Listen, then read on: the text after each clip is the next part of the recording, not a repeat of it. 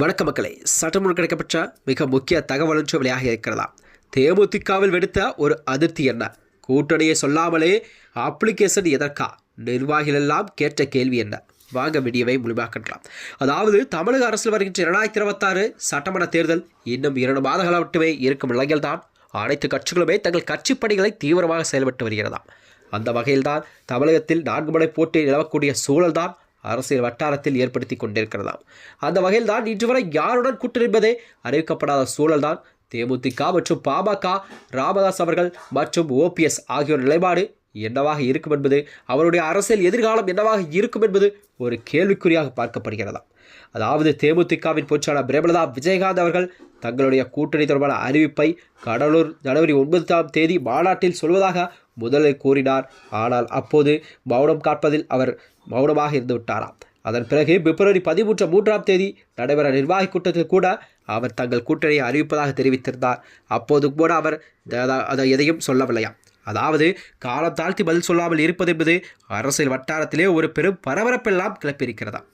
இந்த நிலையில்தான் தேமுதிக சார்பில் தமிழகத்தில் உள்ள 234 தொகுதியிலுமே புதுச்சேரி உட்பட 30 தொகுதிகளில் போட்டியிட விருப்பமுள்ளவர்கள் கண்டிப்பாக கடந்த 6ஆம் தேதி தங்களுடைய விருப்பமனுகளை அளிக்கலாம் என்று அக்கட்சியின் பொதுச்செயலாளர் பிரேமலதா விஜயகாந்த் அவர்கள் ஒரு அறிவிப்பு ஒன்றை வெளியிட்டிருக்கிறார்.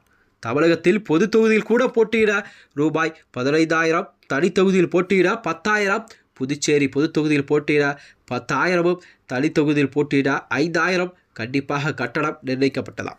ஆனால் சென்னையில் உள்ள கோயம்பேட்டில் மட்டும் தேமுதிக தலைமை அலுவலகத்தில் விருப்பமனு விநியோகம் என்பது தொடங்கி 4 நாட்கள் ஆன நிலையில் கூட நிர்வாகிகள் யாரும் ஆர்வம் காட்டவில்லையாம். அதாவது இன்று காலை முதல் தேமுதிக அலுவலகம் காற்று வாங்கியுள்ளது. விருப்பமனு கொடுக்க நிர்வாகிகள் மட்டுமே இருந்தார்கள். அதை வாங்க யாரும் முன்வரவில்லையாம். இதனால் தான் கட்சி தலைமை பெரும் அதிர்ச்சியை ஒன்றை சந்தித்திருக்கிறதா. யாருடன் கூட்டணி என்பதே தெரியாத நிலையில் எடப்பாடி விருப்பமனுவை வாங்க முடியும் என்ற நிர்வாகிகள் சிலர் தங்கள் கருத்துக்களை தெரிவித்திருக்கிறார்கள். அதாவது யாருடன் கூட்டணி என்று அறிவித்தால் மட்டுமே நாங்கள் விருப்பமனுவை கண்டிப்பாக அளிக்கலாம் என்ற நிலையில் தான் தொண்டர்கள் மனநிலை இருப்பதாக தேமுதிக தலைமை அறிவித்துள்ளதாம். இந்த நிலையில்தான் தேமுதிக எடுக்கப்படும் முடிவு என்னவாக இருக்கும், அவர்கள் யாருடன் கூட்டணி சேரப்போகிறார்கள் என்பதுதான் மக்களிடம் ஒரு கேள்விக்குறியாக பார்க்கப்படுகிறது.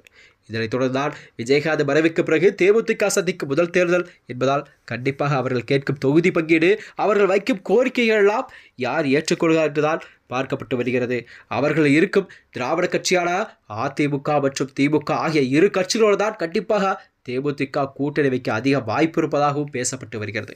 இந்நிலையில் தான் அவர்கள் கேட்கும் மத்திய அமைச்சர் பதவி என்ற ஒரு வார்த்தை என்பது கண்டிப்பாக பாஜக அதற்கான வேலைகளை செய்து கொண்டிருக்கிறதா. அதாவது டெல்லி தலைமையிடம்தான் தேமுதிகவுடன் தனது கூட்டணி பேச்சுவார்த்தை பேசிக் கொண்டிருப்பதாக கூறப்படுகிறதா. ஏனென்றால் இவர்கள் கேட்கும் அந்த மத்திய அமைச்சர் பதவி என்பது கண்டிப்பாக டெல்லி தலைமை கையில் தான் உள்ளது. அவர்கள் தான் தங்கள் கூட்டணி சேர்த்தால் மட்டுமே அந்த அமைச்சர் பதவி கொடுக்க முன்வருவதாக கூறப்பட்டு வருதா. மேலும் இது போன்ற வீடியோக்களை தெரிந்து கொள்ள நமது சேனலை மறக்காமல் சப்ஸ்கிரைப் செய்து கொள்ளும். நன்றி, வணக்கம்.